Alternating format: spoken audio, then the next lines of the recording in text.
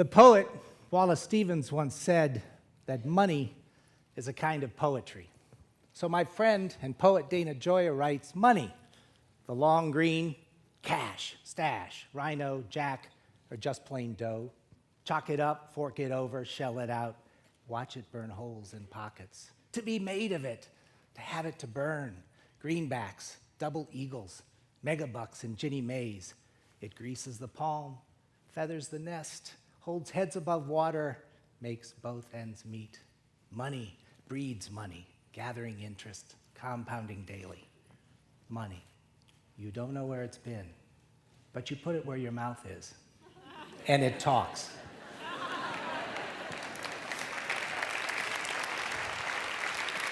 Now, I first started giving other people's money away when I was 38 years old. I got a job at Apple Computer way back in 1986, giving away to nonprofits all over the country the blazingly fast 512K Macintosh with a flat screen that was 12 inches thick. Had a company that was started by our adored two Steves. Now, I'd like to ask you, and I can't see you very well, but how many of you consider yourself entrepreneurs? Or aspire to be entrepreneurs? I wonder what comes into your mind when you think of that word. I think of people like Jane Chen, who set out to solve a problem of high rates of infant mortality in developing countries simply due to hypothermia. So Jane and her classmates at Stanford invented the infant embrace warmer, a cheap, innovative baby incubator that can be used anywhere. I think of people like Ruth DeGolia, who after a trip to Guatemala started selling handcrafted jewelry to her classmates back at Yale. Today, her business connects 400 artisans across 30 communities in Guatemala and connects them to retail stores and catalogs here in the US. As a result, they make 4 to 5 times the income they would otherwise, and it enables them for the first time to send hundreds of their children to school. You might think of people like Elon Musk, who co-founded PayPal, went on to co-found Tesla Motors, where he's now CEO and champion of the electric car business. Now, when you think of all these entrepreneurs, I would imagine the words young, innovative, engaged, energetic come to mind. But here's another word. Oh, that's the same word. One more word. Philanthropist. I wonder what comes to your mind when you do this. Anybody a philanthropist? How many of you are philanthropists? Aspire to be philanthropists. We have to fix this. Well, that might be because when you think of philanthropists, you think of people like John D. Rockefeller, who with the wealth he amassed at Standard Oil went on to become one of the greatest philanthropists in US history, at least in the 20th century. Here's a contemporary example, Warren Buffett. He's one of the richest men in the world today.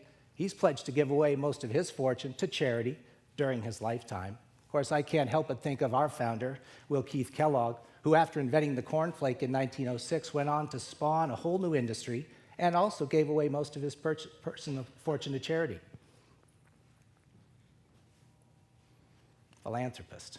Now, whether you identify right now as an entrepreneur or philanthropist, the important thing is, and the truth is, that all of us are investors. Social investors, investors in the future, financial investors to be sure, but more importantly, social investors, no matter how much money or time or talent you have to give away. So many of the actions we take in one day have a great impact on the world. And that gives each of us the potential to be world changers, no less than the 6 people I just introduced. And we need to be, because we face some enormous challenges and some alarming trends that suggest that our ability to tackle fundamental social issues is stalled out, it's stagnated, stuck in the face of what people call intractable problems. Take poverty. Here in our own state of Michigan, 1/4 of our kids in the year 2013 are growing up in poverty. 500,000 kids, half of them in extreme poverty. Take education. In our state, again, over 2/3 of our 4th graders are not the strong readers they need to be successful in life. When we look at hunger, in the year 2011, more than 16 million kids in the United States woke up in families that didn't know where their next meal was coming from.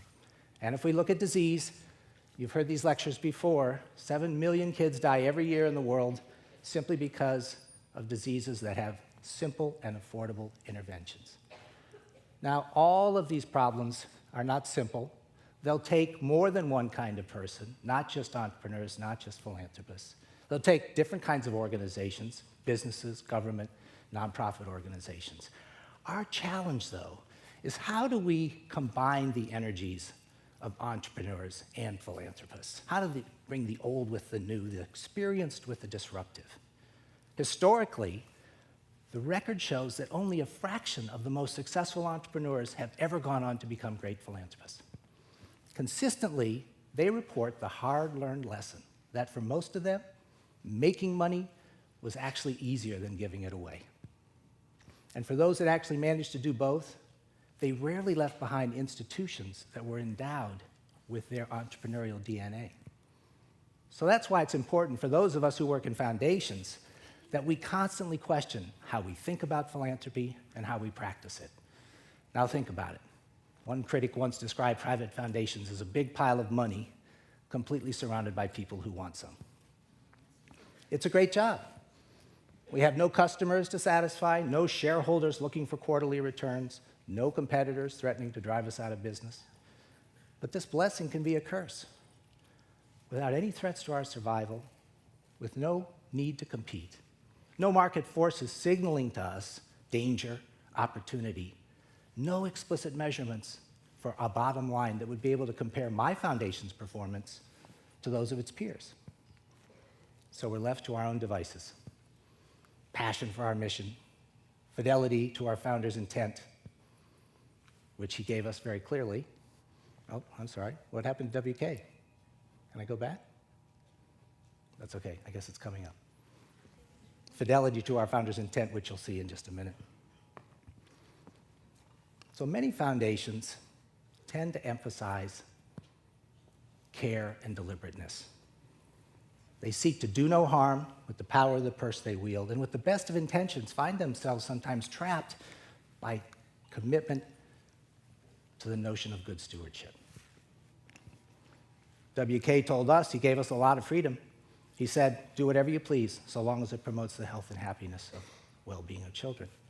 Nevertheless, the notion of good stewardship is not the way an entrepreneur wakes up every morning. It's not the way I think Jane Chen or Ruth the Goalie or Elon Musk, and we would wonder, what would they ask us to be at a private foundation? And that's a question we started to ask ourselves a few years ago. Wondered how, from inside the foundation, we might disrupt the status quo. So we looked at our fundamental business model. I know it's right here. Why do I keep looking back there? Simple business model. Might be surprising. Although we have about $8 billion, 95% of it does not go towards our mission of developing social return and changing the lives of vulnerable kids and families. 95% goes strictly to maximizing financial return. The other 5% we use, and it's a whole separate TED Talk, on how we try to creatively give that money away. But the idea is, if we invest the money wisely in the financial markets, domestically and globally, the pie grows, and while our little slice, 1/20th of the money we have, increases, the proportion doesn't. So we asked ourselves, are we really stuck with this paradigm that financial return has to live in a separate and much larger world than the world of social return? Wasn't there a way where we could find to combine these two worlds and deploy more of the resources we have in our control to get the kind of outcomes we want for vulnerable kids and families? Now, in 2007, the idea of so-called double bottom line investing was not novel, but very few foundations had tried it. It was a compelling idea, but critics warned that this was an unholy alliance, that to corrupt or dilute the single-minded pursuit of financial return with our assets was foolhardy, irresponsible. And even people that were interested said you could never measure social return accurately enough so you'd have metrics to justify that perhaps we could accept a slightly lower financial return if we would get a bigger social return from our endowment assets, not our grant-making assets. That's not how entrepreneurs think. And that's not how our board of trustees acted when some brave staff, with my support, went to them and asked if they would consider investing in something we called mission-driven investing. Our staff, this is my video game that I'm going to sell pretty soon. Here it is. What we took is we took $100 million from our endowment, we set it aside, we told the new MDI team, go out and find for-profit enterprises whose missions and impact mirrors what we're trying to accomplish with our grants. At the same time, we're expecting at least a 4 to 6% return financially on that same portfolio. 5 years later, almost all of that money has been committed. We've been in and out of some exciting deals. We have 24 current investments. We're in bond funds and loan funds. We're in a venture capital fund right here in the state of Michigan. We're in community banks and regional banks, but perhaps the most exciting work in our MDI work is direct investments in private companies. Now, we have been grant makers for more than 80 years, working most exclusively in the nonprofit sector. But we were surprised that when we began to look at the world through a different lens, through the lens of investors in market-driven enterprises, we began to get insights into social problem solving that we just hadn't anticipated. And they were insights we could not have gotten through grant making. So what we found is that not only could we get a social return and a financial return, but something we called the learning return, or a third bottom line. Now let me give you an example, and it couldn't be better to come after a person like Dan Morse. For more than 20 years, the Kellogg Foundation, and you would be surprised that until very recently, we were one of the very few foundations in the United States that had any programs that dealt with food and food systems. You would have to look hard to find people like Dan Morse that you could give grants to or who you could invest in. And so quietly, we supported social entrepreneurs that would go on to build the farm-to-school network, organizations like the Food Corps now, or School Food Focus. We endowed 10 professorship chairs at public universities here at Michigan, Michigan State, Ohio, Iowa, California, North Carolina, endowed professorships in sustainable agriculture. We brought together coalitions in big cities and in rural areas that brought farmers, environmentalists, community organizers, neighborhood residents, city and rural planners, and together they looked to reinvent the food systems. So when we went out to look for for-profit companies that were in the food chain, whether production, processing, distribution, retailing, or wholesaling, you can imagine our surprise and our delight when we found Revolution Foods. Some of you may know this company. It's a young company started by two entrepreneurs, Kristen Richmond and Kirsten Toby. The idea that Kristen and Kirsten had was that they would build a business that would bring a whole new kind of food to school cafeterias. To do this, though, they knew they had to prove it was possible to achieve the trifecta, which was the food had to be healthy and nutritious. It had to be affordable. Schools need to be able to pay for it in their very tight budgets for per meal allotments. But most importantly, it had to be delicious. It had to be tasty. We hear too many people say that school kids don't want to eat that stuff. Well, they knew that this food had to be better than the food they got. Well, today, we have invested $5.7 million in growth capital and equity in Revolution Foods. And here's what we've gotten in terms of return. In terms of social return, Rev Foods serves today 200,000 healthy meals every day to 800 different schools across 9 states. More than just food. That would be enough of a social return for me. But they've also created almost 1,000 high-quality local jobs for workers, many of whom are the parents of the kids that eat the food that Revolution Food serves in those schools. They conduct ongoing educational seminars for kids. They always try to source their food from local growers.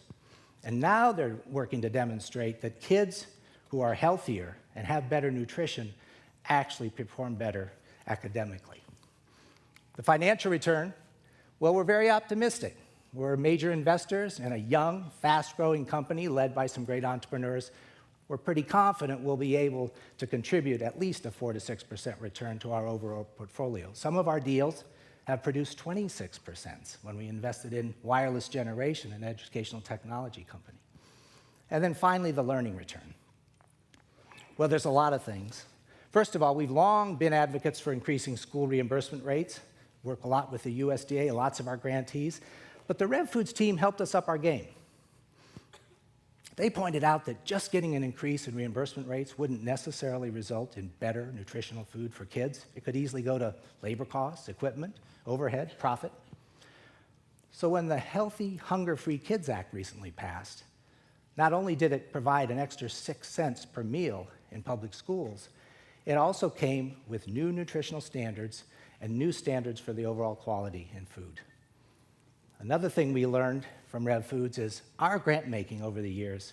We try to build capacity of nonprofits, we build networks, we build fields, we build movements. But what we've also realized is some of our best grant making can also build markets. In New Orleans, when parents started to realize, based on the work we'd done in the community with mobile grocery stores and farmers markets, here in Michigan, we offer people that have food stamps double their money if they spend it on fruits and vegetables, called the Double Bucks program. When parents started to see that good food was a viable option, they realized that they could make the same demand on their schools. And so 1 year ago, no child in New Orleans was getting healthy food in their schools. Today, 10,000 low-income kids in New Orleans are getting healthy foods, and the revolution is growing. I hope you'll leave here today with two things. One, that you're all social investors, whether big or small, and we need you to invest in the future. But secondly, that investing can mean many different things. Entrepreneurialism can mean many different things. Philanthropy can mean different things. Never settle for one simple definition of a word or an approach, because trying different things means we can find more bottom lines, not just one, the third one we found. Maybe you will find the fourth and the fifth. And in this way, we can change the world. Thank you very much.